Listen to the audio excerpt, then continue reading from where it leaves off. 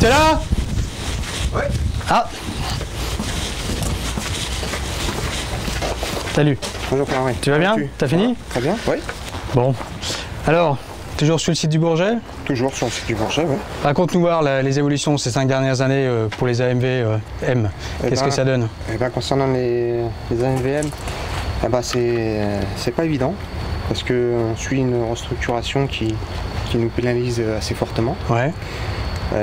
Concernant la charge de travail, on en a de plus en plus. Ouais. Tout ça combiné avec les emplois qui ne sont pas... Plus de charge de travail, c'est parce qu'il y a plus de trains ou vous êtes de moins en moins sur le site? Non, alors malheureusement on n'a pas plus de travail. Oui. Il y en a de moins en moins. Ouais. Et combiné aux postes qui ne sont pas embauchés. Donc, il n'y a pas d'embauche à fret SNCF, ça en a très peu. Malheureusement, c'est un gros problème. Ouais. On a un petit peu du mal à se faire entendre vis-à-vis de la direction sur ce point-là. Ouais. Les embauches ont du mal à venir, ce qui fait on est toujours le même nombre d'agents sur le poste et ça nous pénalise beaucoup. Voilà. Vous êtes toujours le même nombre, il n'y a pas eu de diminution d'effectifs? Si. Ah oui. Si. On n'est pas plus, mais on est un petit peu moins aussi, effectivement. Oui, oui.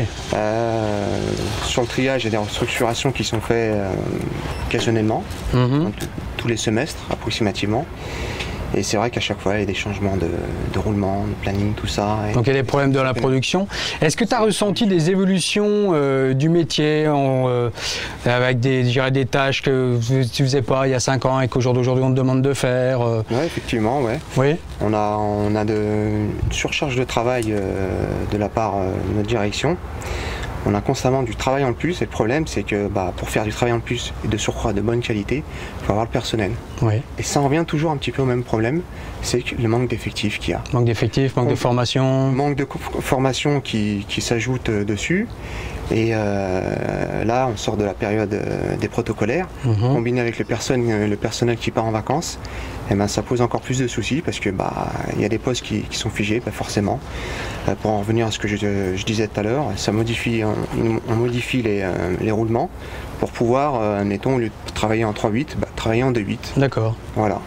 Donc ça pose des problèmes également de ce point de vue-là. Donc réduction d'effectifs, qui entraîne une modification des conditions de travail, et de conditions de mode de production, des problèmes pour l'attribution des absences régulières, également. Les congés, etc. Également. Donc in fine, répercussions sur les conditions de famille, parce qu'on n'a pas forcément les congés comme on veut. Voilà. C'est à prendre en compte également. D'accord. C'est pas évident, surtout si madame a eu ses congés pour une telle date et puis nous on ne peut pas les avoir, on se retrouve un petit peu bloqué. D'accord.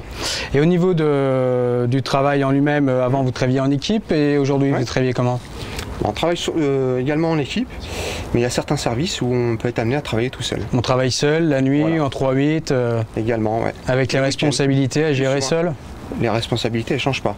Qu'on soit tout seul ou à deux, ça ne change pas. Oui, sauf que quand on est tout seul, on est seul pour les prendre. C'est ça le problème. Voilà, c'est ça le problème. Ce serait bien de temps en temps. Mais tu es agent d'exécution, toi, tu n'es pas ni maîtrise ni cadre? Non. Et tu dois prendre des décisions quand même? Bien sûr. D'accord. Bien sûr. J'ai pas le choix si mon poste doit être tenu convenablement. Je suis agent formation. Il y a certains points de sécurité que j'ai pas intérêt à louper, sinon derrière il peut y avoir une grosse catastrophe. Oui, mais sauf qu'il y a 5 ans, ces responsabilités-là, tu les avais pas. Au jour d'aujourd'hui, elles t'incombent. Tout à fait. Pour un salaire égal? Tout à fait, effectivement.